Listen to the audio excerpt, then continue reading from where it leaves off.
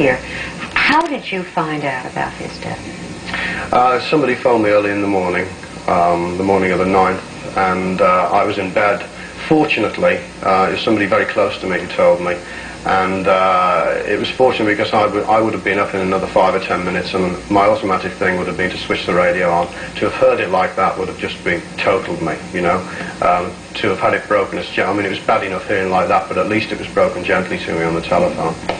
I covered that period very, very briefly in the book. I've used just half a page to describe what happened to me on that day. I went up to George's house. We talked for a while. Ringo phoned from New York. There were some musicians arriving for a session that George has already arranged. And I said to George, well, are you going to carry on with the session? He said, well, what else can we do? We've just got to get on with it, Pete.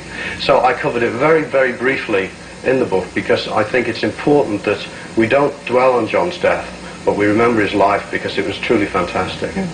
There have been a number of exposés, I know you're aware of them, we talked about it briefly, that have come out after his death. Why did you write For this book? particular reason, actually. I saw the type of people and the type of book and the type of article that was being written, and I also knew the type of person who'd been contracted to write books on John.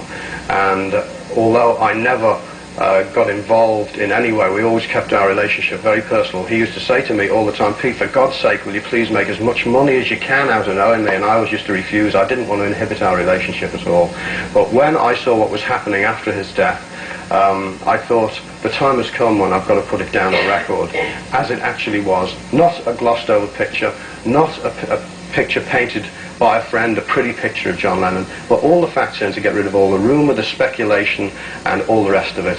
The full picture is there. John Lennon, and as he was John Lennon, take me or leave.